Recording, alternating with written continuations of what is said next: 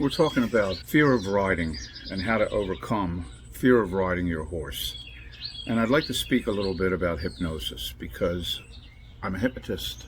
And so I'll just tell you a little bit about my journey. I first was introduced to something called Neuro Linguistic Programming, NLP. Neuro Linguistic Programming was started in the 70s by a professor of linguistics at the University of California, Santa Cruz, along with a student of his. He was actually a computer science student, and the two of them, Richard Bandler, the student, and John Grinder, the professor, put their heads together and they looked at what was going on with psychology and psychiatry and why people weren't getting real fast and sometimes effective change. And so at the time, there would be people, and even now today, there's people that might go to therapy and they still are seemingly not much better after 20 years. Now, I'm a big believer in therapy. I think that there's a lot of really good psychotherapists and psychologists and psychiatrists out there that can really help with a lot of major problems that people suffer from on a mental plane. And so neurolinguistic programming, they looked at therapists at the time and what they were doing, and they took a handful of therapists, there was 6 or 7 of them, and really 3 in particular that they really studied in depth, and they said, what are these people doing that the rest of the psychology world is not doing? And the standard procedure with psychology was to go back to the initial sensitizing episode, the ISE, the traumatic incident that happened that caused the person to get messed up in the first place. Now, you would think on the surface it makes sense logically to study what it was that happened to the person that caused them to be the way they were, and in turn that you'd be able to find resolution and a solution to their challenges. And on the surface, it seems to make sense logically. But the fact is, in most cases, it wasn't real helpful.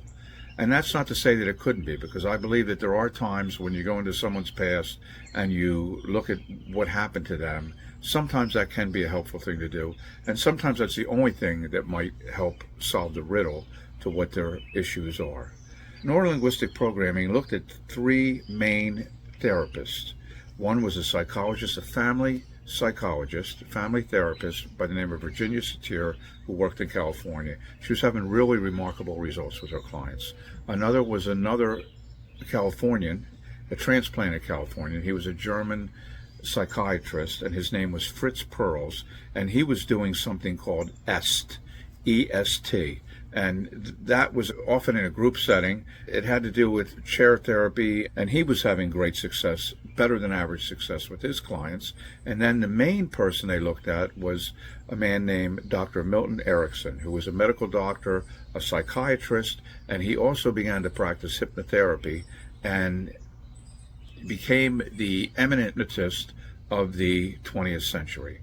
And he actually changed the way a lot of people do hypnosis. I'm an Ericksonian hypnotist, and so I'm partial to Dr. Erickson's methods, which in short had more to do with a collaborative experience rather than an authoritative, I'm the hypnotist and I'm going to do something magical to make you change.